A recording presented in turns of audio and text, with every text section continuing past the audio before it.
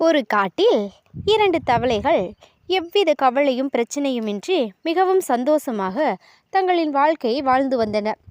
சில நாட்களுக்கு பிறகு வெயில் அதிகமானதால் காட்டில் உள்ள வெப்பம் அதிகமானது.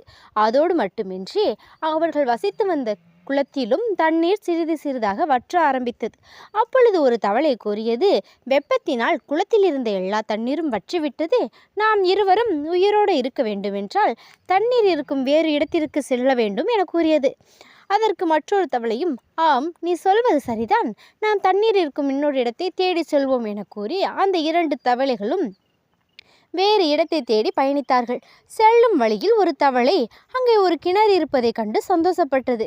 மற்றொரு தவளையிடம், இதோ பாருங்கள், ஒரு தண்ணீர் இருக்கும் கிணற்றை கண்டுபிடித்து விட்டோம் என்றது. அந்த கிணறு மிகவும் ஆழமாக இருந்தது.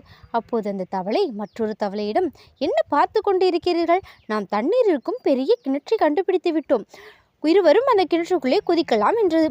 அதற்கு மற்றொரு தவளை, இல்லை, நாம் அவசரப்பட வேண்டாம், இந்த கிணறு மிகவும் ஆழமாக உள்ளது. நாம் வாழ்ந்து கொண்டிருந்த அவ்வளவு பெரிய குளமே வெப்பத்தில் வற்றிவிட்டது. இந்த ஆழமான கிணறு வற்றிவிட்டால் நம்மால் வெளியே இருந்து தப்பித்து வெளியே வர முடியாது. எனவே சிறிது தூரம் பயணிக்கலாம், கண்டிப்பாக இன்னொரு குளத்தை நம்மால் கண்டுபிடிக்க இயலும் என்றது. அவர்கள் இருவரும் மீண்டும் தங்கள் பயணத்தை தொடங்கினர். சிறிது தூரம் சென்ற பிறகு ஒரு ஆழமான அழகிய குளத்தை கண்டனர். இருவரும் மகிழ்ச்சியில் அந்த குளத்திற்குள் குதித்தனர். சந்தோஷமாக பாடி மகிழ்ந்தனர். இருவரும் அந்த குளத்தை தங்கள் வீடாகவே நினைத்து வாழ ஆரம்பித்தனர். சிறிது நாட்கள் இப்படியே மிகவும் சந்தோஷமாக சென்றன. அப்பொழுது சிறிது நாட்களுக்கு பிறகு ஒரு மான் ஒன்று அந்த குளத்திற்கு தண்ணீர் குடிக்க வந்தது. அது வருத்தத்துடன் சொல்லி கொண்டிருந்தது, எல்லா இடத்திலும் தண்ணீர் வற்றிவிட்டது, அருகில் உள்ள பெரிய கிணற்றிலும் கூட தண்ணீர் வற்றிவிட்டது என்று கூறியது. இதை கேட்ட அந்த 2 தவளைகளும், நல்ல வேளை, நாம் அந்த கிணற்றுக்குள் குதிக்காமல் விட்டோம், குதித்து இருந்தோம் நாம் அங்கேயே இறந்திருப்போம். இதனால் தான் ஒரு செயலை செய்வதற்கு முன்பு நன்றாக யோசித்து செய்ய வேண்டும் என்று பெரியோர்கள் எப்பொழுதுமே கூறுகின்றனர் என அந்த 2 தவளைகளும் தங்களுக்குள்ளேயே பேசிக்கொண்டிருந்தன.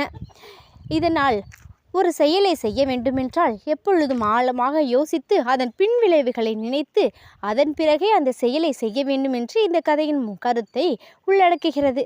This video sponsored by Bymode shopping online shopping app.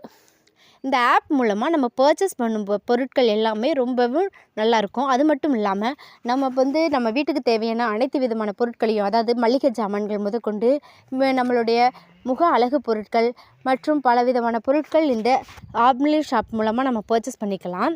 இந்த ஆப் பர்ச்சேஸ் பண்ணுறது ரொம்பவே ஈஸியான ஒன்று. அது மட்டும் இல்லாமல் இதில் பர்ச்சேஸ் பண்ணுற பொருட்கள் ரொம்ப தரமாகவும் மற்ற பர்ச்சேஸ் ஆப்பை விடவும் கம்மியான ரேட்டாகவும் ரொம்ப சமமான ரேட்டாகவும் இருக்குது. வெளியே பர்ச்சேஸ் பண்ணுறதோட இது நல்லாயிருக்கு. இதோட லிங்க்கு டிஸ்கிரிப்ஷனில் கொடுத்துருக்குறேன். நீங்களும் வேணும்னா செக் பண்ணிவிட்டு அதுக்கப்புறம் எல்லா ஆப்லேயும் செக் பண்ணிவிட்டு அப்புறம் பர்ச்சேஸ் பண்ணிக்கலாம். தேங்க்யூ.